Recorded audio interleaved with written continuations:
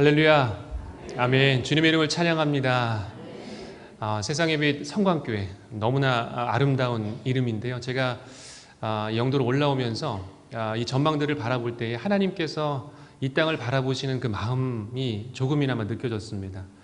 또 우리 성광교회를 얼마나 사랑하시는지, 또 귀한 목사님 또 보내주시고, 또 귀한 성도님들과 함께 귀한 복된 소식들이 많이 있다는 이야기를 들으면서 하나님께 성광교회 참 많이 사랑하시는구나 라는 생각을 하게 됐습니다. 아멘. 오늘 찬양도 너무 감사합니다. 목소리 너무 아름다우셨어요.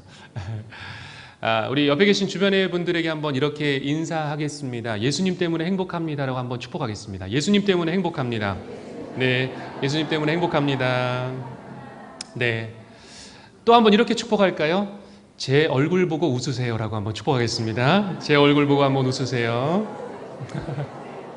네, 제 얼굴 보고 웃으십시오. 네, 하나님 참 이렇게 놀라운 분이세요. 왜냐하면 옆에 계신 우리 성도님들의 얼굴만 봐도 여러분 어떠세요?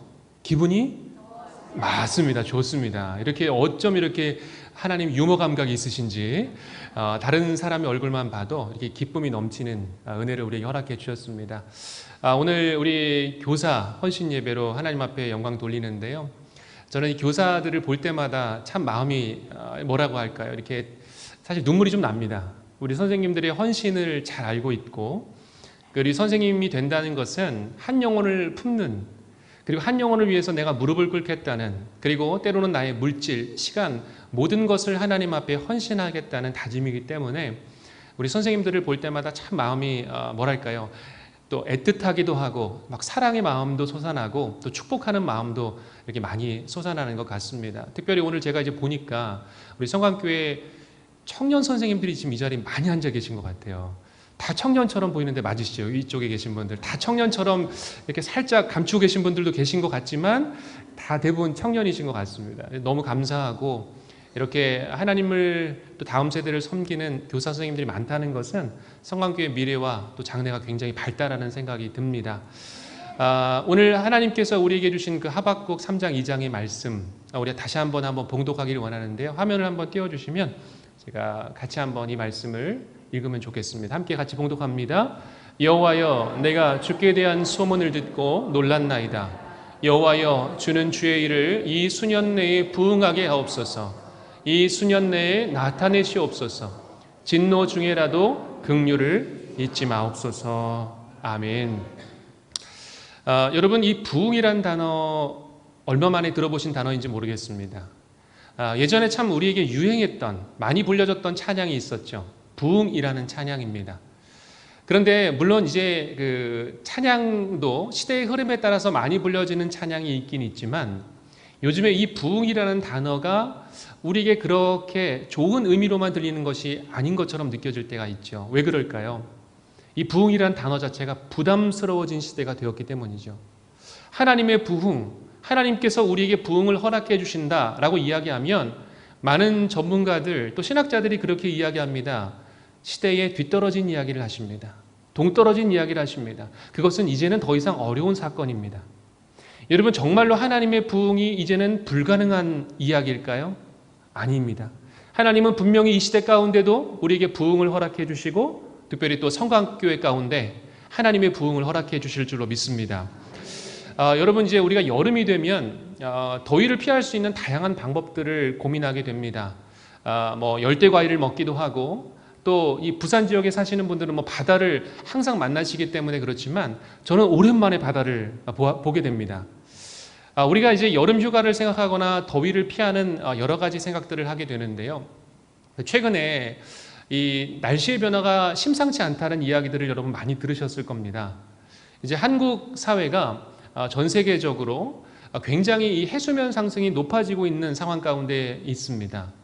그러니까 최근에 50년 동안 전 세계의 해수면의 상승의 온도가 약 0.46도 정도 됩니다. 그런데 대한민국이 그동안 50년 동안 남해안이 상승하고 이 해수면 온도가 상승하는 것이 1.01도입니다. 그러니까 전 세계 평균의 지금 약 2배가 넘는 평균으로 이 해수면의 온도가 굉장히 높게 상승하고 있습니다. 특별히 바다 지역에 사시는 여러분들이 더 그것을 체감하리라 생각합니다. 굉장히 좀 두려운 사건들이 우리에게 벌어지죠. 그렇다면 우리가 이 환경을 변화시킬 수 있는 자그마한 노력은 무엇일까요? 그렇죠. 플라스틱 컵을 줄이고 종이컵을 사용하는 것 대신 우리가 텀블러를 사용하는 것. 그 작은 노력들이 큰 변화의 움직임을 만들어냅니다. 오늘 제가 이 이야기를 여러분들께 왜 드리냐면 우리가 정말로 작은 것으로도 큰 변화를 일으켜낼 수 있을까? 우리의 삶 가운데 작은 어떤 행동이 큰 변화를 만들어낼 수 있을까라는 생각을 여러분들께 한번 던져드리고 싶은데요. 이 티핑 포인트라는 말콤 글래드웰이라는 아주 유명한 학자가 이 티핑 포인트라는 얘기를 했는데요. 이 이야기가 무엇이냐면 우리가 어떠한 변화가 찾아올 때에 그 변화가 잘 일어나는 것 같이 안처럼 보인다는 거죠. 그런데 어느 순간 그 티핑 포인트라는 그 용어 가운데 한 점에 딱 도달하게 되면 갑자기 상승 곡선을 그리면서 엄청난 변화들이 찾아온다는 것입니다. 여러분 그 아이들이 하는 게임 중에 혹시 도미노라는 게임 알고 계신지 모르겠어요. 작은 막대. 이 막대를 쓰러뜨리면 그 막대가 이렇게 쭉쭉쭉 넘어지면서 큰 도미노를 이루게 되는 것입니다. 여러분 혹시 그 작은 1cm의 도미노가 에펠탑을 무너뜨릴 수 있다는 사실을 믿으실 수 있을까요? 제가 영상을 좀 준비했는데요. 그 영상을 보시면 감이 좀 오실 겁니다. 아이고, 영상이 혹시 안 틀어질까요? 네네. 이 도미노가 이제 이렇게 넘어지기 시작합니다. 그러면 크게 넘어지기 시작하죠.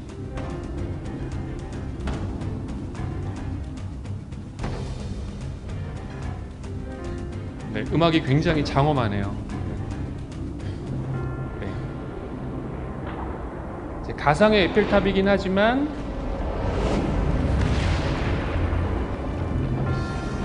네, 엄청 흔들립니다. 좀 영상을 보면서 혹시 무서우셨으면 좀 용서해 주십시오. 작은 1cm의 도미노가 시작이 됐고요. 그 도미노가 점점점 넘어지면서 물리학적인 힘을 갖게 됩니다. 그러면서 그 물리학적인 힘이 점점 더 큰 도미노를 계속해서 넘어뜨리면서 나중에는 정말 엄청난 힘이 생기는 것을 보게 됩니다. 여러분 우리가 다음 세대를 위해서 마음을 쏟고 기도하고 작은 변화를 일으키는 것이 때로는 이런 생각이 들 수 있습니다. 우리 교회는 그동안 이거 다 해봤는데 안 돼. 그동안 우리는 이런 것들 많이 시도했는데 불가능한 거예요. 이런 어려운 이야기를 하시는 분들이 많습니다. 그러나 여러분 이 힘이 모이고 그리고 쌓이기 시작할 때에 놀라운 변화들이 일어날 수 있다는 것입니다. 이런 관점으로 볼 때에 우리가 하나님 앞에 이제 여름 사역 우리 교사 선생님들이 또 여름 성경학교와 수련회를 준비하고 계십니다. 여기 현수막을 보면서 저도 이렇게 감동을 받았는데 여러분 다음 세대 자녀들을 위해서 함께 우리가 헌신 예배를 드리고 기도하고 예배로 모이고 무엇인가의 변화를 추구할 때에 이것이 별거 아닌 것처럼 보여지지만 결국에는 하나님께서 이것에 역사하시면 놀라운 변화를 일으켜 주실 줄로 믿습니다. 이 하박국의 그 이야기의 배경을 보게 되면 이 하박국 선지자는 굉장히 의문이 많았습니다. 왜냐하면 하나님 이렇게 선민인 이 이스라엘 백성들이 왜 저토록 극악무도한 바벨론에게 포로로 끌려갈 수밖에 없습니까? 왜 바벨론이란 나라가 우리를 통치하게 만드십니까? 라는 이 하나님에 대한 끊임없는 질문이 많았던 사람입니다. 그도 그럴 것이 이 바벨론이란 나라는 굉장히 극악무도한 나라였습니다. 실제적으로 이 포로를 끌고 갈 때요, 그냥 그 포로들을 끌고 간 것이 아니라 사람의 입술에 입술을 서로 묶기 시작했습니다. 고리로 묶는 거예요. 여러분 상상을 한번 해보십시오. 그 얇은 철새 같은 고리로 사람의 입술에 입술을 서로 묶어서 조금이라도 그 진영이 틀어지게 되면 그 보폭이 맞지 않으면 따라가는 걸음이 맞지 않으면 어떻게 될까요? 끔찍한 일이 벌어지죠. 그토록 극악무도했던 사람들이 바로 바벨론의 사람들이었습니다. 여러분 이 하박국에 대한 이 질문, 이 하나님에 대한 질문이 여전히 이 땅을 살아가는 우리 그리스도인들에게도 있는 질문이 아닌가라는 생각을 합니다. 요즘 우리 청년들이 앉아 계셔서 참 감사한데 청년들이 왜 교회를 많이 떠나게 되고 다음 세 자녀들이 왜 교회에 관심을 기울이지 않게 될까요? 그 질문이 많아지는 거죠. 교회에 대한 질문, 그리고 신학적인 질문, 성경에 대한 질문이 많아지지만 그 질문이 해결되지 않을 때에 그 마음 가운데 이제는 교회를 멀리하게 되는 안타까운 상황이 벌어지게 됩니다. 이제 각 그 부서별 연령대 아이들에게 너희들이 평상시에 고민했던 것이 무엇이니? 부모님들한테 질문을 던지는 거예요. 부모님들이 어떤 질문들을 자녀들에게 받는지를 한번 연령대별로 이렇게 물어보았습니다. 그랬더니 이제 유아 유치부, 아주 어린 자녀들이죠. 이 어린 자녀들이 부모님에게 이런 질문을 던진다고 합니다. 유치원이나 뭐 아이가 속한 어떤 집단에서 교회를 다니지 않는 친구들이 많다는 것을 아이들이 깨닫기 시작하는 거예요. 엄마, 왜 나만 교회 다니는 거야? 다른 친구들은 왜 교회 안 다녀? 이런 질문을 갖기 시작하는 거죠. 그리고 또 아이들은 이 힘에 대한 질문을 많이 던진다고 합니다. 하나님이 사자보다 더 센 거 맞아? 네, 이런 질문을 던지기도 하고, 하나님이 이 창조하신 세계에 대한 이야기를 아이들이 하기 시작합니다. 그렇다면 이제 연령대가 조금 올라가면 어떤 질문을 하게 될까요? 이 하나님이란 존재에 대한 아이들이 질문을 하면서 하나님은 어떻게 태어나신 거야? 굉장히 진지한 질문이죠. 그리고 또 아이 엄마가 이 아이에게 그 요게베스의 노래라는 그 노래를 계속해서 들려준 겁니다. 그랬더니 아이가 엄마한테 이렇게 질문했다고 합니다. 엄마, 만약 내가 모세와 같은 상황 가운데 놓여지면 나를 강물에 띄워보낼 거야? 라고 아이들이 물어봤다고 해요.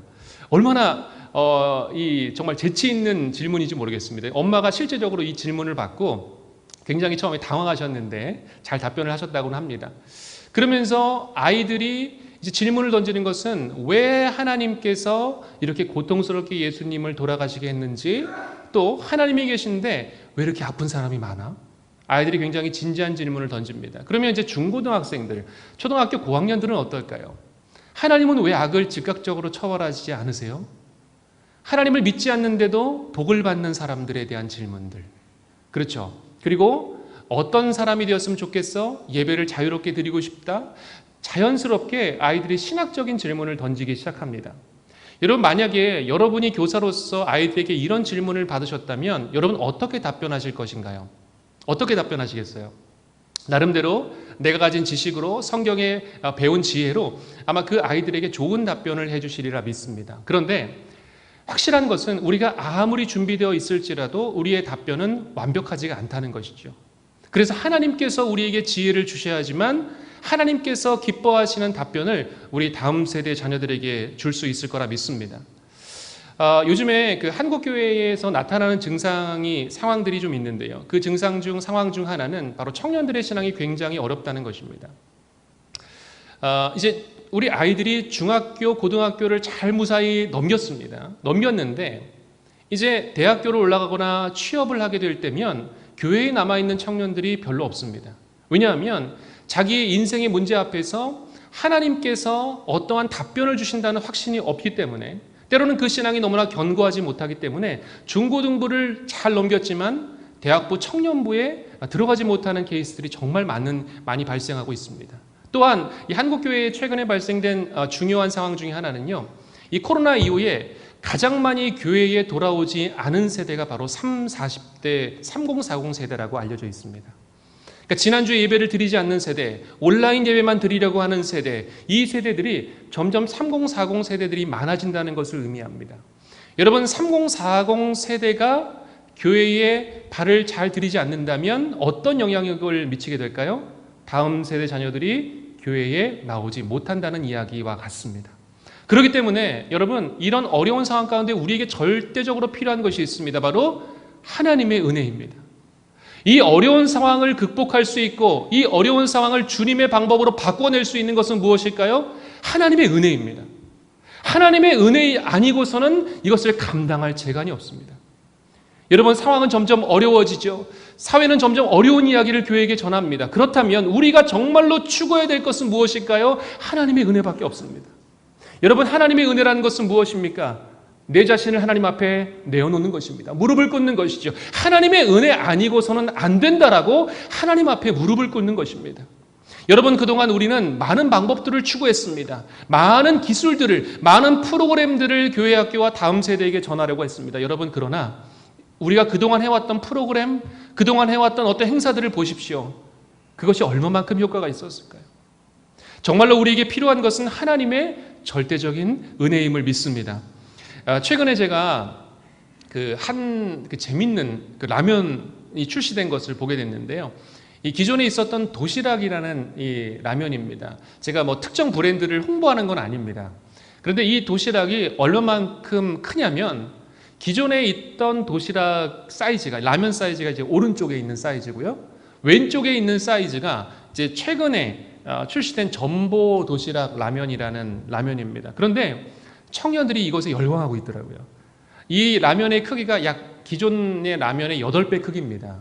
그러니까 8배 크기이기 때문에 한 사람이 먹을 수 없는 양이에요. 그래서 4식구가 달려붙어서 먹어도 간신히 먹을 수 있을 정도로, 남길 정도로 이 양이 굉장히 많다라고 합니다. 여러분, 이 라면의 칼로리가 얼마큼 될까요? 맛있게 먹으면 몇 칼로리죠? 0칼로리. 거짓말이죠. 맛있게 먹어도 칼로리는 붙습니다. 근데 이 라면의 칼로리가 3160칼로리입니다. 어마어마하죠. 예, 혹시 라면 드실 분들 참고해 주십시오. 네. 그러면서 제가 아주 재밌는 그림을 발견했는데, 네. 다음 화면 한번 넘겨주시겠어요? 네. 기존에 있는 도시락의 이 여성 캐릭터, 그러니까 이 인물을 보면 도시락을 이렇게 들고 있어요. 그런데, 네, 다음 보여주시면, 이 전보 도시락을 들고 있을 때 어떻죠? 땀을 흘리고 있어요. 제가 이런 디테일, 이런 아주 구석구석의 요소를 보면서 참 재밌다라는 생각을 하게 되었습니다. 그런데 여러분, 청년들이 왜 이것에 열광하고 있을까요? 왜 요즘 다음 세대들이 이 제품을 사기 위해서 열광을 할까요? 제가 이 도시락을 한번 실제로 여러분들에게 보여드리고 싶어서 물건을 사오고 싶었습니다. 그런데 사지를 못했습니다. 왜냐하면 다 이미 팔려서. 그래서 중고를 살 수 있는 이런 곳에 가서 제가 이것을 얼마에 파는지 봤더니 이 라면이 원래 제가 정확하게 모르겠는데 8,000원인가 10,000원 정도 하는 걸로 알고 있어요. 그런데 중고 제품을 파는 곳에 가봤더니 이 라면이 45,000원에 올라와 있더라고요. 그래서 제가 사오려다가 도저히 너무 돈이 아까워서 여러분들께 실물은 보여드리지 못했습니다. 근데 여러분, 왜 청년들이 이것에 열광하고 다음 세대 자녀들이 이것에 열광할까요? 그것은 압도적인 사이즈이기 때문입니다. 기존에 못 봤던 것, 이건 도저히 이전에 봤던 것이 아니에요. 자신들이 평상시에 먹었던 라면과 완전 다른 형태를 가지고 있기 때문에 이 청년들과 다음 세대들이 열광하는 것을 보게 됩니다. 여러분, 우리에게 필요한 것은 무엇일까요? 압도적인 하나님의 은혜입니다. 제가 이 하나님의 은혜 앞에 압도적인 단어를 붙이는 것이 과연 어떤 의미를 가질까라는 생각을 많이 하게 됐습니다. 여러분, 우리가 자연 환경을 보건, 그리고 내가 상상할 수 없었던 어떤 영역을 보게 되면 어떤 감정이 들까요? 그것에 압도가 됩니다. 압도가 되는 거죠. 내가 어찌할 바를 모르겠는 거예요. 그리고 내가 그것을 감당할 수 없겠다는 거예요. 하나님의 압도적인 은혜가 우리 다음 세대와 그리고 우리 성강교회, 그리고 우리 선생님들에게 임하실 수 있기를 축복합니다. 여러분, 바로 이것이 부흥입니다. 부흥. 부흥이란 것은 내가 꿈꾸고 내가 준비하고 우리가 어떤 프로그램을 해서 찾아올 수 있는 것이 아닙니다. 부흥이란 것은 하나님께서 우리에게 전적인 은혜를 내려주실 때만 가능한 것인 줄로 믿습니다. 여러분들, 우리 성관교회 가운데 하나님의 이 부흥의 역사가 임할 수 있기를 주의 이름으로 축복합니다. 우리 한 다음 세대 자녀가요, 이 중고생 학생이었습니다. 이제 친구한테 전화를 했습니다. 나 지금 3시간째 집에 못 들어가고 있어 라고 이야기를 합니다. 이 전화를 건 친구가 이 전화를 받은 친구에게 듣고 싶었던 이야기는 무엇일까요? 여러분, 한번 생각해 보십시오. 어떠한 말을 듣고 싶어서 자기 친구에게 이 전화를 했을까요? 만약 여러분들, 우리 교회학교 선생님들이 이 자리에 계신데 여러분이 맡은 여러분의 자녀, 중고생 자녀 중에, 아이 중에 선생님에게 전화를 걸었습니다. 선생님, 저 3시간째 집에 못 가고 있어요. 만약에 여러분에게 이런 전화가 왔다면 여러분 어떻게 반응하시겠습니까? 아마 많은 선생님들이 그렇게 대답할 것입니다. 누구누구야? 성광아, 거기 어디야? 선생님이 갈까? 너 지금 어디 있니? 라고 물어볼까요? 아니면 정신 못 차릴래? 성광아, 너 내일 시험이잖아. 정신 차려야지. 성적 잘 받아야 되잖아. 라고 대답하시겠습니까? 여러분, 1번입니까? 2번입니까? 네, 많은 사람들이 1번이라고 하시지만 실제적으로 우리가 대답하고 있는 답변은 대부분 2번이 될 줄도 모르겠습니다. 여러분, 이 시대의 자녀들에게 정말로 필요한 것은 무엇일까요? 공감입니다. 공감. 공감이라는 것은 무엇이냐면, 저 사람이, 저분이 내 편이다. 하나님이 내 편이신 것처럼 저분이 바로 내 편이라는 것을 우리 자녀들이 깨닫게 될 때에 바로 공감이라는 단어를 떠올리게 되는 것이죠. 여러분, 공감이라는 것은 무엇일까요? 공감이라는 것은 이 라디오의 주파수를 맞추는 것과 같습니다. 요즘에는 뭐 라디오를 들으시는 분들이 많이는 안 계시겠지만 이 라디오라는 것은 주파수를 맞춥니다. 그래서 그 주파수를 맞추면서 내가 원하는 아름다운 음악을 듣기 위해서는 주파수를 맞춰갈 때에 무엇이 들릴까요? 소음이 들립니다. 칙 하는 소음이 들리죠. 그런데 마침내에 정확한 주파수를 맞춰낼 때에 좋은 음악과 그리고 좋은 이야기들이 비로소 들려지기 시작한다는 것이죠. 여러분, 이 다음 세대 자녀들이 지금 필요한 것은 공감입니다. 내 마음을 알아주는 어른들, 내 마음의 이야기를 들어주는 어른들. 그런데 우리는 자꾸 정답을 주고 싶어해요. 빠른 정답을 주고 싶고 그것이 빨리 해결되기를 원해서 아이들의 이야기를 잘 들어주지 않습니다. 제가 이제 뭐 저희 교회도 마찬가지인데요. 우리 중고등부 아이들이 공과 공부 시간에 이렇게 가게 되면 아이들이 대답을 잘 하지 않습니다. 그러니까 아이들이 대답을 그저 해주면 너무 고맙더라고요. 성경아 뭐 질문을 던지면 성경에 어떤 질문을 던지면 애들이 대답을 하죠. 그 정도 대답해줘도 잘하는 아이들입니다. 제가 한 아이를 만나게 됐는데 이 아이가 예배당에 들어올 때부터 핸드폰 게임을 하는 아이예요. 들어오면서도 게임을 해요. 그리고 예배를 드릴 때도 게임을 합니다. 그리고 목사님 말씀하실 때도 게임하고 있어요. 심지어는 분방 공부를 할 때도 게임을 하고 있는 아이입니다. 제가 그 아이를 보는데요.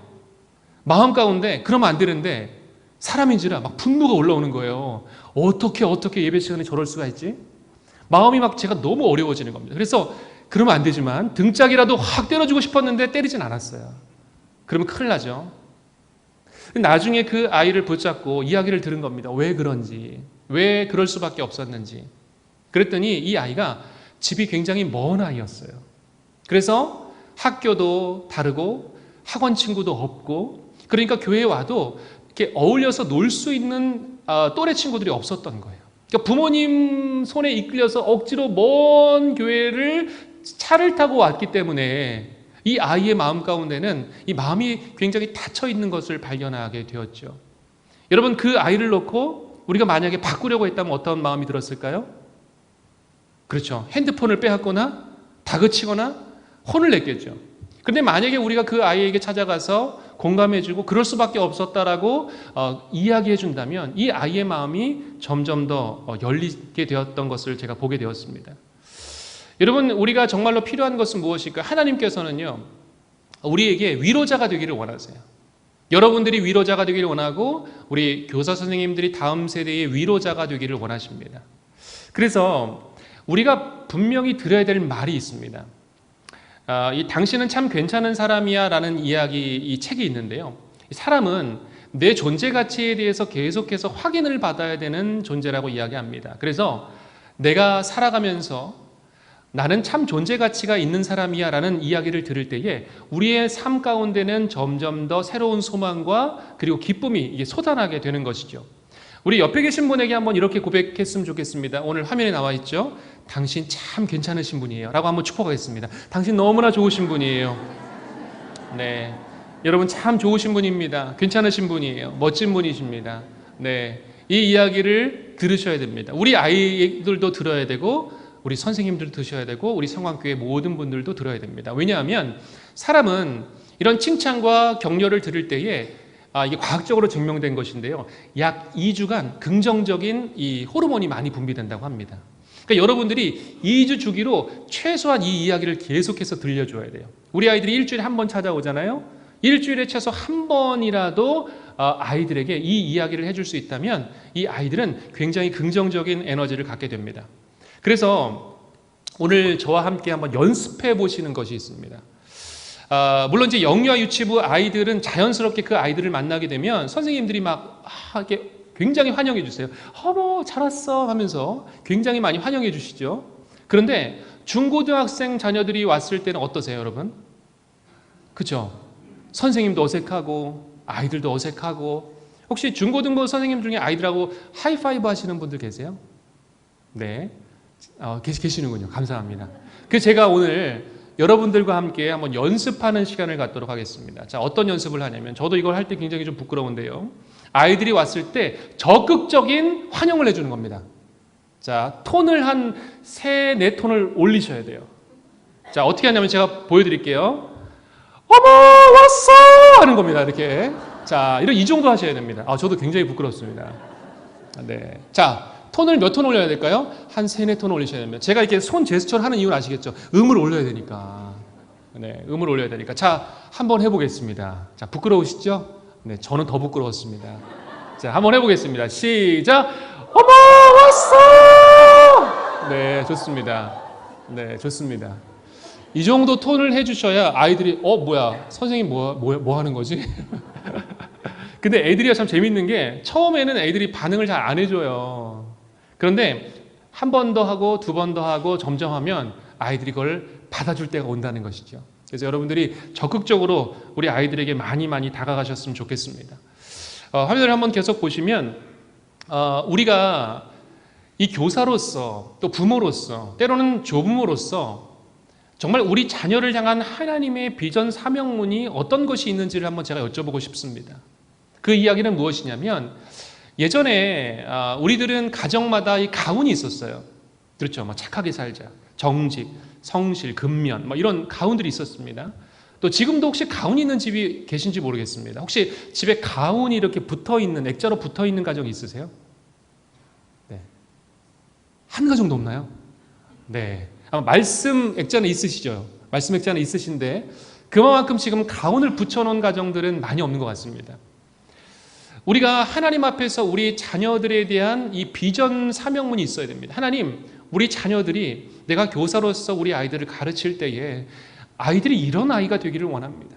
하나님, 제가 교사로서 이런 교사가 되기를 원합니다. 하나님께서 여러분에게 주신 이 비전 사명문이 있어야 됩니다. 그래서 여러분들이 오늘 집에 돌아가셔서 오늘 예배 중에 하나님께서 여러분에게 주신 은혜가 있으리라 믿습니다. 하나님, 제가 저에게 맡겨진 우리 중고등부 또 우리 초등부 그리고 우리 영유아 유치부 우리 아이들 가운데 그 아이들이 하나님을 정말 사랑하고 예수님을 더욱 닮기를 원하는 마음으로 제가 그 본을 보여주기를 원합니다.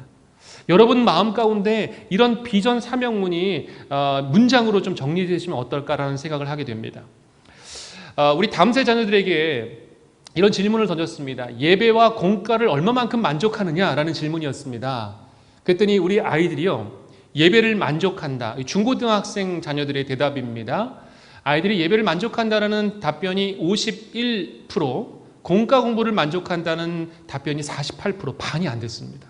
여러분, 선생님 좀 낭망되시죠? 그런데 중요한 부분이 있습니다. 여기서 굉장히 중요한 부분은 우리 아이들이 선생님에 대한 만족도는 높을까요? 낮을까요? 생각보다 굉장히 높다는 것입니다. 선생님은 너무 좋은 거예요. 근데 선생님은 좋은데 왜 예배가 공과 공부가 좀 덜 만족될까요? 그 이유를 조금 더 설명드릴게요. 여러분, 우리가 공과 공부를 할 때에 아이들이 이 공과 공부를 만족하는 이유가 있습니다. 다양한 이유를 댑니다. 친구, 그 다음에 예를 들면 선생님이 잘 가르치는 것 다 중요해요. 그런데 더 중요한 게 있습니다. 뭘까요? 선생님의 사랑과 관심입니다. 이것은 절대적으로 필요한 것입니다. 이것은 아주 오랜 시간이 지나도, 아니 앞으로도 우리 자녀들에게 가장 필요한 덕목이 바로 사랑과 관심인 것을 보게 되는 것이죠. 여러분, 이 사랑과 관심이라는 것은 어떻게 우리가 증명될 수 있을까요? 만약 우리 아이가 오늘 그러면 안 되는데 주일 학교, 교회 학교를 예배를 결석하게 된 겁니다. 자, 그러면 우리 선생님들 우리 아이에게 신방 전화 언제 해야 될까요?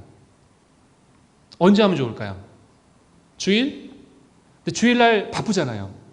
주일날 하루 종일 봉사하시고 다른 봉사도 하시고 나면 잊어버리기가 쉬워요. 언제 하면 좋을까요? 네, 토요일 하면 좋을까요? 맞습니다. 다 좋습니다. 많은 정답을 얘기해 주셨는데 우리 아이가 주일날 결석해서 우리 선생님이 나한테 관심이 있다는 것을 판단하는 시기가 있습니다. 저는 그 기간을 최소화 월요일에서 화요일까지로 봅니다. 여러분, 만약에 선생님이 일주일을 지나고 나서 토요일날 전화를 했다고 여러분 한번 가정해 보십시오. 그러면 아이들이 어떻게 대답할까요? 선생님이 전화했습니다. 누구누구야, 성광아, 지난주 예배 못 나왔더라. 그러면 아이들이 뭐라고 대답할까요? 네, 선생님 나갈게요. 끝. 뚝. 왜냐하면 선생님은 나한테 출석 체크하려고 전화했기 때문에. 나에게 관심이 있어서 전화한 것이 아니라, 나를 사랑해서 전화한 것이 아니라 출석 체크 때문에 전화했다라고 생각하기 때문에 아이들은 통화를 더 이상 이어갈 이유가 없습니다. 그래서 최소한 우리가 우리 아이들한테 관심을 보이는 굉장히 중요한 시기가 있습니다. 근데 그 아이가 만약에 결석을 한 주 했어요. 2주 했어요. 선생님에게 교회에서 연락이 한 번도 안 옵니다. 그 유통기한은 딱 3주입니다. 아이들이 3주가 흘러가면 이제 더 이상 교회가 나한테 전혀 관심이 없구나라는 것을 깨닫기 시작하는 거죠. 여러분, 선생님께 부탁드립니다. 여러분도 굉장히 바쁘고 힘들고 그리고 분주한 삶을 사실 거라 생각합니다. 그러나 정말 중요한 것은요, 아이들을 향한 관심입니다. 그래서 우리 교사들에게 가장 중요한 것은 무엇이냐면 사랑과 관심입니다. 그리고 참 재밌는 것은 우리 아이들이 신앙적인 가르침이 중요하다고 이야기해요. 제가 참 놀란 것이 바로 이 두 번째입니다. 사실 우리 아이들이 이 공과 공부를 잘 듣고 있나라고 생각하면 그렇지 않는 것 같아요. 특히 중고등부 아이들한테 이 태도를 보게 되면 아이들이 공과 공부를 잘 듣지 않는 것 같아요. 그런데 여러분 그거 아세요? 아이들한테 뭐 배웠냐고 물어보면 대답 잘합니다. 하나도 안 된 것 같은데 물어보면 잘 대답을 해요. 사실 다 듣고 있었다는 것이죠. 근데 여러분, 아이들이 정말로 놀라운 것은요, 선생님이 공과 공부가 잘 준비되었는지 안 되었는지를 알까요? 모를까요? 잘합니다. 잘합니다. 얼마나 눈치가 빠른지 몰라요. 제가 우리 선생님들을 오늘 뭐 추궁하거나 여러분들을 부담 드리는 것은 아닙니다. 그런데 여러분들이 설마 공과를 토요일에 준비하시는 분 없으시겠죠? 네, 토요일 날 준비해도 전 잘한 것이라고 생각합니다. 그래서 제가 정말로 이 질문은 드리지 않고 싶습니다. 여러분 혹시 공과 준비를 주일날 아침에 준비하시는 분 없으시겠죠? 네, 없으리라 믿습니다. 우리 성황교회는 정말 우리 아이들에게 최선의 것을 물려주기 위해서, 들려주기 위해서 기도로 공과를 잘 준비하시기를 주의 이름으로 축복합니다. 우리 아이들이요, 공과를 일주일에 듣는, 하나님 말씀 듣는 시간 15분밖에 안 돼요. 그 시간을 승부를 거셔야 돼요. 그 15분, 평상시에 우리 아이들이 수학 공부, 영어 공부 몇 시간씩 하고 올까요? 일주일에 유튜브 시청하는 시간이 몇 시간이 될까요? 수십 시간을 듣고 보고 옵니다. 그런데 하나님 말씀 딱 1시간 15분 듣습니다. 승부를 걸어야죠. 기도로 준비해야 되죠. 하나님 앞에 무릎 꿇으셔야죠. 그것이 우리 선생님들이 될 수 있기를 축복합니다. 우리 그 다음 세대 자녀들이요, 지금 굉장히 어려운 상황 가운데 놓여져 있습니다. 뭐 여러 가지 포스트 모던, 뭐 포스트 코로나, 중요한 것은 혼란의 시대라는 것이죠. 이 혼란의 시대 가운데 우리가 우리 자녀들에게 정말로 물려줘야 될 것은 무엇일까요? 바로 성경적인 세계관입니다. 제가 최근은 아니죠. 이 동화를 알게 된 지가 조금 오래됐는데, 이 동화가 미국에서 굉장히 많은 상을 받았던 동화입니다. 뭐 도서관 옆에 교사들이 선정한 굉장히 좋은 동화처럼 보이나 사실은 이 동화가 어떤 내용을 다루는 내용이었냐면 동성애를 다루는 내용이었습니다. 그러니까 부모님들이 무조건 상 받았다고 하니까 좋은 동화인 줄 알고 아이들한테 읽히는 거예요. 이 내용이 무엇이냐면 한 부모가 초등학교 저학년 아이였던 것 같아요. 아니면 유치원 아이에게 이 동화를 막 설명해주고 있는 거예요. 그러면서 이 내용이 뭐 이렇다 이러면서 실질적으로 그 미국에서 펭귄이 동물원에서 동성끼리 이렇게 있었는데 그 사육사가 그 펭귄 알을 넣어주면서 실제로 그 알이 탄생되게 되는 이야기입니다. 그러면서 이 엄마가 이런 얘기를 해요. 네, 펭귄이 태어났습니다. 다음 한번 넘겨주시겠습니까? 그러면서 이 엄마가 이런 이야기를 해요. 동성애와 입양이란 소재를 예쁜 동화를 통해서 자연스럽게 이해하게 되네요. 세상에는 이런 가족도 있다는 것을 아이들도 알게 되는 시간이었습니다. 막 이런 얘기를 해요. 너무 막 좋아하고 있어요. 제가 이것을 보면서 참 긴장이 많이 됐습니다. 여러분, 우리 아이들이 보는 Y 시리즈라는 이 정말로 유명한 시리즈죠. 여기 내용을 보면 이런 내용들이 우리 아이들에게 침투하고 있습니다. 요즘 청소년 아이들이, 중고등학생 아이들이 동성애가 많다는 걸 알고 계십니까? 동성애 커플들이 많아지고 있습니다. 우리 아이들이 점점 더 이런 매체 가운데 굉장히 노출되고 있는데, 최근에 한 유명한 연예인들이 진행한 프로그램이죠. 그러니까 이 동성애 커플들을, 다양한 커플들을 관찰 예능으로 살펴본 내용입니다. 여러분들이 보시기에도 굉장히 유명한 연예인들이죠. 잘 알고 있는 연예인들입니다. 근데 이 커플들이 어떤 커플들이 등장했냐면 남남 커플, 여여 커플, 트랜스젠더 커플이 등장했습니다. 그러면서 이들의 사랑도 충분히 아름답다, 이들의 사랑도 충분히 아름다울 수 있다라고 사람들에게, 중고등학생들에게 끊임없이 교육을 하고 있습니다.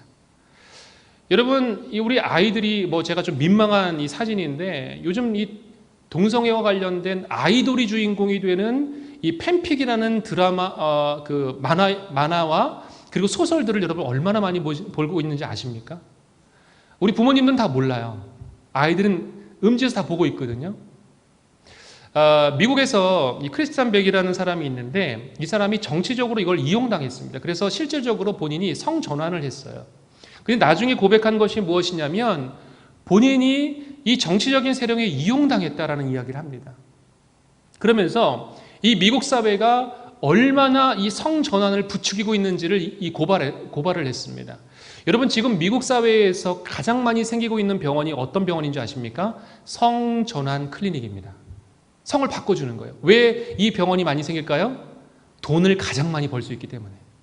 미국 사회는 굉장히 의료비가 비쌉니다. 근데 엄청난 수술을 해야 되지 않습니까? 그러니까 천문학적인 돈을 의사들이 벌 수 있기 때문에 이 성전환 클리닉이 미국에서 우죽순으로 생겨가고 있습니다.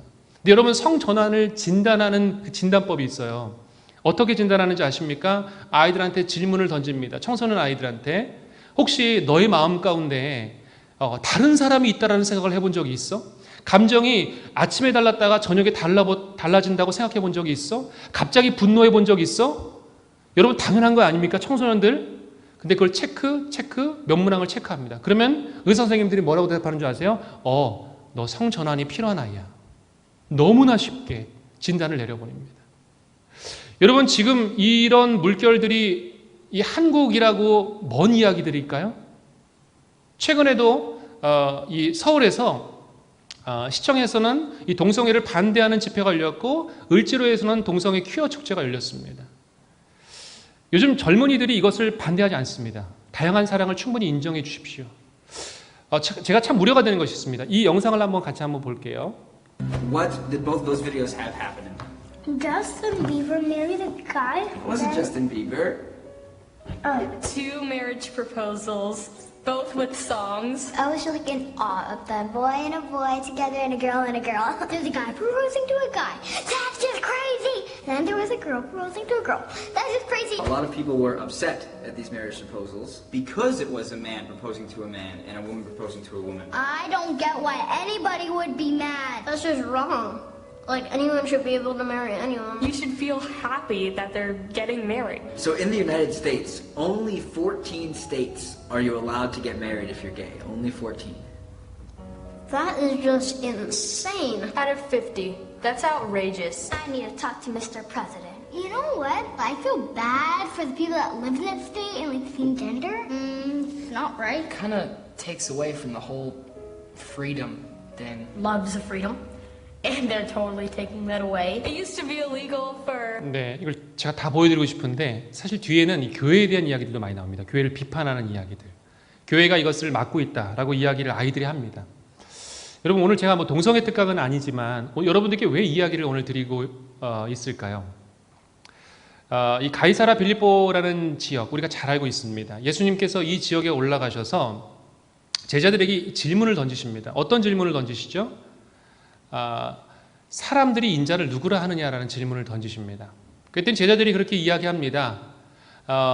어떤 사람은 엘리야, 어떤 사람은 예레미야, 또 선지자 중에 한 명이라고 이야기합니다. 그랬더니 예수님께서 제자들에게 이런 질문을 던지십니다. 너희는 나를 누구라 하느냐라고 질문을 던지세요.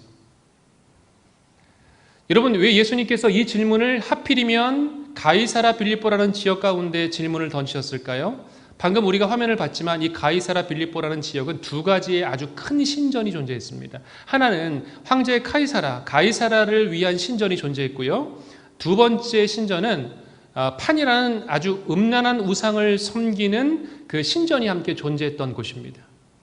예수님께서는 제자들에게 가장 우상의 정점과 그리고 세상의 가장 권력의 정점, 그 두 가지의 신전을 앞에 두고 제자들한테 질문을 던진 것이에요. 모든 사람들이 이 우상을 섬기고 그리고 이 황제를 섬기는 이 시대 가운데 너희들은 나를 누구라고 할래? 도대체 너희들은 나를 누구라고 할래라고 물어보시는 거죠. 그때 베드로가 이야기합니다. 여러분들 함께 같이 고백해 주시겠습니까? 시작. 주는 그리스도시요 살아계신 하나님의 아들이시니이다. 아멘. 여러분 아멘이시죠? 아멘. 여러분, 우리 다음 세 자녀들이 예수님을 인격적으로 만나고 특별히 우리 청년들이 예수님을 그리스도시요 살아계신 하나님의 아들이십니다라고 고백하는 그 고백을 우리가 들어야 되지 않겠습니까? 점점 더 이 고백에 자신감이 없어져요. 청년들에게, 중고생 아이들한테 이 질문을 던지면 아이들이 잘 모르겠대요. 예수님이 어떤 분이신지 아직 확신이 들질 않는데. 여러분, 우리가 무엇을 물려줘야 될까요? 우리 자녀들에게 무엇을 물려줘야 될까요? 바로 주는 그리스도시요 살아계신 하나님의 아들이심을 고백하는 그 믿음, 그 신앙, 자신의 인격적인 만남, 주님과의 그 자신의 고백들을 우리 자녀들에게 물려줘야 될 줄로 믿습니다. 이 다니엘서 1장 8절을 보게 되면 이 다니엘이 뜻을 정합니다. 이 다니엘이 뜻을 정한 나이가 13살 정도. 지금의 청소년의 시절과는 좀 다른 개념이긴 합니다. 그러나 분명한 것은 굉장히 어린 나이였죠. 이 어린 나이에 뜻을 정합니다. 왕의 포도주, 이 진미를 먹지 않기를 환관장에게 구합니다. 여러분, 그러나 환관장이 이 부탁을 들어줄 이유가 있었을까요? 없었을까요? 하나도 없었습니다. 왜냐하면 자기의 목숨이 달려있기 때문에 이 부탁을 들어줄 이유가 없었죠. 그런데 하나님이 다니엘로 환관장에게 은혜와 긍휼을 베풀어 주시기 시작합니다. 그때에 어떤 일이 일어났을까요? 다니엘이 구원을 받고 회복을 얻고 특별히 하나님의 구원의 역사를 경험하기 시작합니다. 여러분, 우리 다음 세 자녀들에게 정말로 필요한 것은 무엇일까요? 우리가 많은 것을 주고 싶어 합니다. 어떤 기술을 가르쳐 주고 싶어 합니다. 이 세상을 살아가는 방법을 가르쳐 주고 싶어 합니다. 그러나 정말로 중요한 것은, 우리 다음 세 자녀들에게 필요한 것은 하나님의 은혜와 긍휼인 줄로 믿습니다. 제가 참 좋아하는 그 그림인데요. 이 다니엘이 노년의 시기가 돼서 이 사자굴에 들어가게 되는 장면입니다. 여러분, 지금 사자가 굉장히 온순하게 그려져 있지만 사실은 이 사자라는 존재 굉장히 날카로운 이빨을 가지고 있고 그리고 날카로운 발톱을 갖고 있었을 것입니다. 이 그림 말고 이 장면을 그린 어떤 다른 그림을 보면 막 사자들이 막 침을 질질 흘리고 날카로운 발톱을 내밀고 있는 그런 그림도 저는 본 적이 있습니다. 어찌됐건 여러분, 이 다니엘이 이 사자굴에 놓여 있을 때에 지금 어디를 바라보고 있죠? 맞습니다. 하늘을 바라봅니다. 하늘의 하나님, 나를 구원해 주실 하늘의 하나님을 바라봅니다. 여러분, 이 세상에 사자는 여전히 존재합니다. 우는 사자가 우리를 마치 집어삼킬 것처럼 두루 다니고 있습니다. 여전히 사자는 존재하죠. 그런데 다니엘은 사자를 보지 않고 누구를 봅니까? 하나님을 봅니다. 여러분, 우리가 다음 세대에게 물려줘야 될 신앙이 무엇일까요? 바로 하나님을 바라보는 믿음입니다. 사자는 존재하지 않을 거야. 사자들이 떠나갈 거야. 물론 그것도 믿음이지만 여전히 존재하는 이 상황과 어려움 가운데서도 하나님이 너와 함께 하실 거라는 그 믿음, 그 확신, 그것이 우리 자녀들의 믿음이 되어야 될 줄로 믿습니다. 어린 왕자라는 그 동화를 보게 되면 이런 동화가 있습니다. 세상에서 가장 어려운 게 뭔지 아니? 글쎄요, 돈 버는 일, 밥 먹는 일, 세상에서 가장 어려운 일은 사람의 마음을 얻는 일이란다 라는 내용이 있습니다. 그러면서 이 장미꽃이 소중해지는 이유가 있는데 그 이유는 무엇이냐면 장미꽃과 함께 보낸 시간이 많아지기 때문에 그 장미꽃이 내게 의미가 있다라고 이야기를 합니다. 여러분, 우리 자녀들, 여러분의 맡으신 양들이 선생님이 소중해지고 우리 선생님들이, 우리 맡은 학생들이 소중해질 수 있는 이유가 무엇일까요? 함께 보내는 시간이 많아질 때예요. 그런데 우리가 사실은 우리 자녀들과 만날 시간이 너무나 부족합니다. 일주일에 한 번이죠. 그렇다면 어떻게 하면 좋을까요? 시간을 늘려가야겠죠. 신방 전화를 하고 1년에 아니면 한 학기에 한 번 정도는 우리 아이들과 만나서 대화도 나누고 맛있는 것도 먹고 그런 시간을 가질 때에 그 아이들이 선생님이 소중해지고 선생님 또한 우리 아이들이 소중해지는 일들을 경험하게 됩니다. 여러분, 우리 세상은요, 우리가 살고 있는 세상은 굉장히 자기중심적입니다. 이 미라는 단어. 그런데 이것을 뒤집는 방법이 있습니다. 어떻게 뒤집을까요?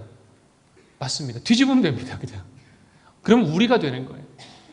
우리가 우리 자녀들에게 무엇인가를 전해준다는 것은 무엇인가를 때로는 뒤집는 역사가 있어야 되죠. 나의 시간, 나의 물질, 나의 기도, 이것들이 완전히 뒤집어질 때에 그 안에 변화가 일어나기 시작하고 새로움이 일어나기 시작되는 것을 보게 됩니다. 이 미국의 프린스턴 대학의 유명한 유리하슨이라는 이 뇌과학자가 있는데요. 이 뇌과학자가 이 뉴럴 커플링이라는 것을 실험을 했습니다. 이 뉴럴 커플링이라는 것이 무엇이냐면 이야기하는 화자와 이야기를 듣는 청자의 뇌파가 싱크, 그러니까 즉 연결이 된다는 것입니다. 비슷해진다는 거예요. 실질적으로 선생님에게 우리 아이들이요, 교육학교 선생님이 말씀을 가르칩니다. 그러면 어떤 현상이 머리 가운데 일어나냐면 선생님의 뇌와 우리 아이들의 뇌의 구조가, 뇌파가 비슷해진다는 것입니다. 그러니까 여러분들이 우리 아이들에게 말씀을 증거하실 때에 말씀의 확신을 가지고, 그리고 그 말씀의 그 간증을 가지고 하나님 앞에서 우리 아이들에게 말씀을 증거할 때에 우리 아이들이 여러분의 뇌파와 비슷한 모양으로 변화가 되기 시작한다는 거죠. 그런데 놀라운 것은 무엇이냐면, 집에 돌아가서도, 일상의 삶 가운데서도 그 뇌파가 여전히 영향력을 미친다는 것입니다.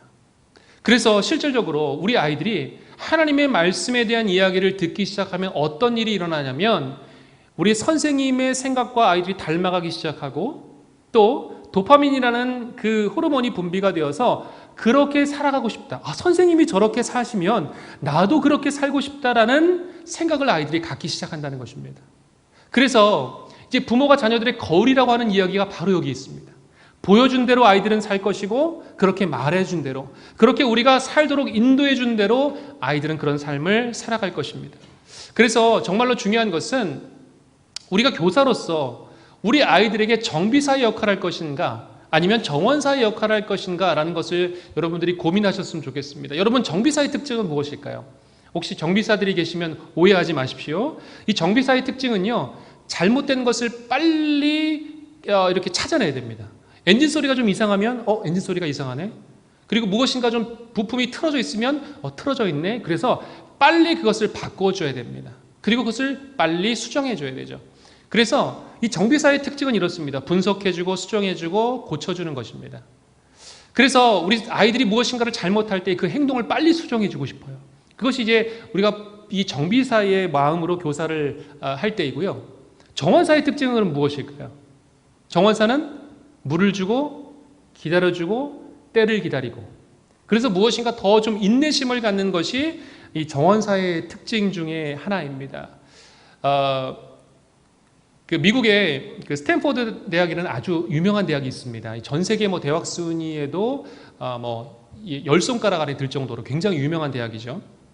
근데 이 대학에서 이 부학장을 하고 계시는 이 폴 김이라는 이 교수님이 계신데, 이 교수님이 얼마만큼 공부를 잘했기에 세계의 대학, 정말 그 가장 유명한 대학 중 하나인 이 스탠포드에 학장을 하고 있을까? 여러분 어떻게 생각하세요? 공부 항상 1등 안 놓쳤겠죠? 항상 1등만 했을 것 같죠? 그런데 놀랍게도 이 폴 김이라는 선생님이, 이 교수님이 학창 시절에 반에서 58등을 했다고 합니다. 그러니까 60명 중에서 58등, 뒤에 있는 사람들 누굴까요? 운동하는 친구들 말고는 본인이 58등을 했다고 그래요. 그래서 이 교수님이 너무나 공부를 못했기 때문에 한국에서 본인이 대학을 다니기가 너무 어렵다라는 생각을 했던 것 같아요. 그래서 정말 열심히 나름대로 준비를 해서 이제 미국으로 가게 됐습니다. 한 대학교에 입학을 처음 하게 됐는데요.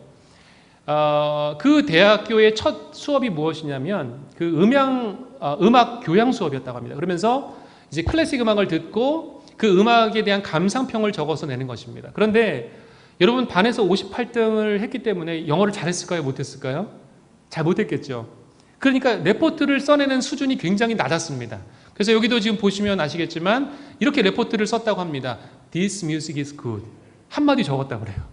이거는 초등학교 영어 수준밖에도 안 되죠.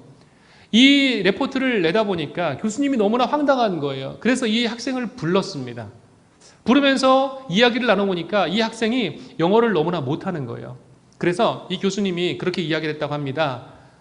그러면 이 음악이라는 것은 감정을 표현하는 것이기 때문에 언어의 영역이 아니다. 그래서 너가 가장 잘할 수 있는 너의 한국말로 레포트를 다시 한번 적어올 수 있겠니? 라고 말한 겁니다. 그래서 이 폴 김이라는 이분이 그때부터 한국말로 이 영어 레포트를 한국말로 레포트를 쓰기 시작한 겁니다. 그러면서 이 선생님이 기회를 줬어요. 어떤 기회를 줬냐면 영어 사전을 가지고 와. 그리고 너에게 충분한 시간을 줄게. 그러면서 한국말로 쓰여진 그 레포트를 일일이 영어 사전을 찾아가면서 그 1시간 동안, 수업 시간 동안 발표를 한 것입니다. 여러분, 놀라운 것은 무엇이냐면 선생님도 그것을, 교수님도 견뎌주었고 그 안에 있는 누구도 견뎌줬을까요? 학생들도 그것을 기다려줬다는 것입니다. 저는 이것을 보면서 참 놀라움을 경험했습니다. 그래서 이 폴 김이라는 이 교수님이 지금 어떤 일을 하고 있을까요? 이 스탠포드의 부학장이 되면서 전 세계에 있는 교육을 받지 못하는 사람들을 찾아가서, 아이들을 찾아가서 이 모토로라나 아니면 그 유명한 핸드폰 회사들이 HP나 이 단말기 핸드폰 기계를 쓰지 않는 것, 아주 구형 기계를 이분이 개조를 하기 시작합니다. 개조를 하면서 이 안에 아이들이 스스로 혼자 공부할 수 있는 그 프로그램을 만들기 시작합니다. 그래서 아이들한테 그 프로그램, 그 기계를 던져준다고 그래요. 그러면 이렇게 이야기한다고 합니다. 선생님은 이 기계를 사용할 줄 몰라. 사실은 아니죠.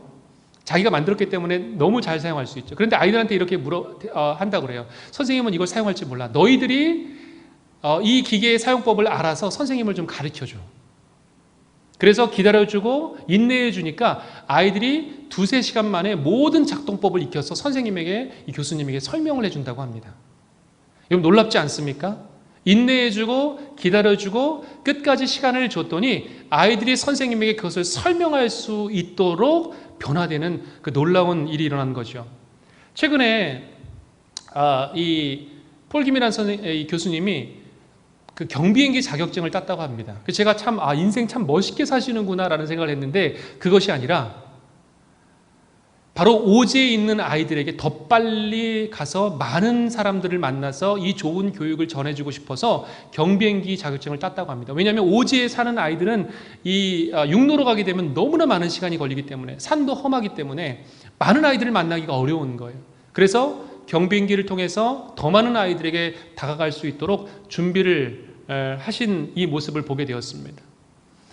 여러분 어떠세요? 이 폴 김이란 교수님 반에서 57등을 하는 아이, 아주 우리가 볼 때에는 우등생과 전혀 거리가 먼 학생이었습니다. 그런데 이 학생을 기다려준 한 명의 선생님, 한 명의 교수님, 그 반에 학생들이 있었기 때문에 지금 이분이 수많은 세계에 선한 영향력을 미치며 수많은 교육을 받지 못하는 아이들에게 그 교육의 기회를 제공하고 있는 놀라운 일들을 보게 됩니다.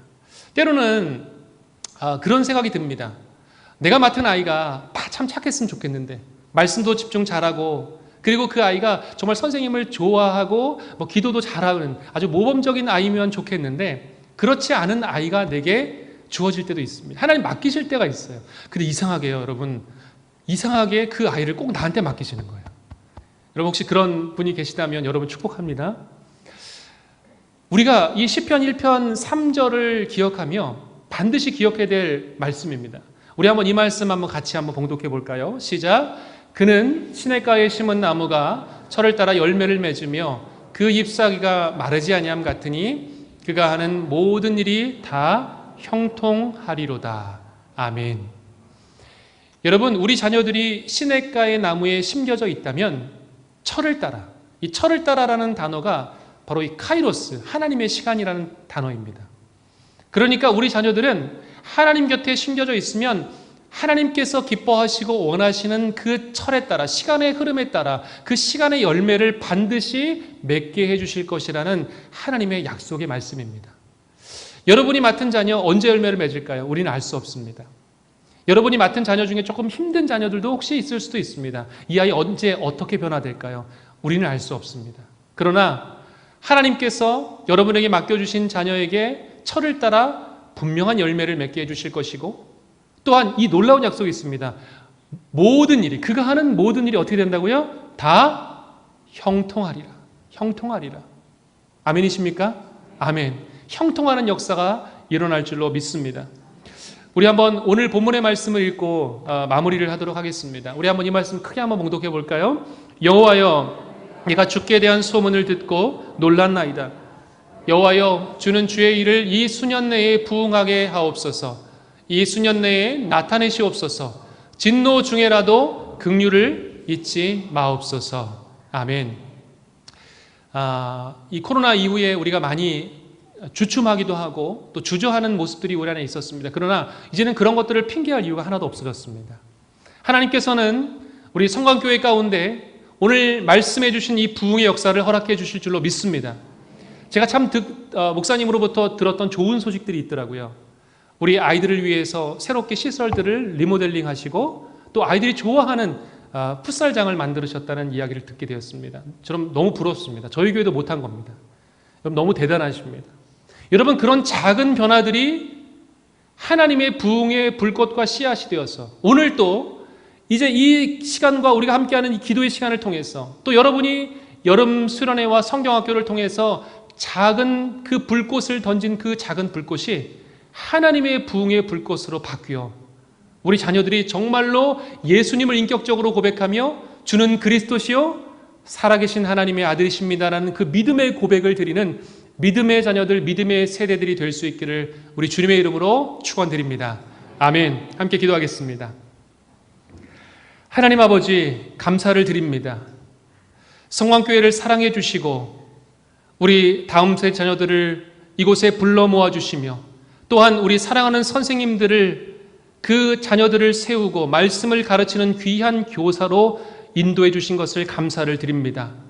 우리 성광교회는 하나님께서 사랑하시는 교회요 하나님이 기뻐하는 교회이신 줄로 믿습니다. 특별히 우리 다음 세대 자녀들이 믿음의 자녀로서 아름다운 믿음의 열매들을 넘치게 맺는 귀한 자녀들이 될 줄로 믿습니다.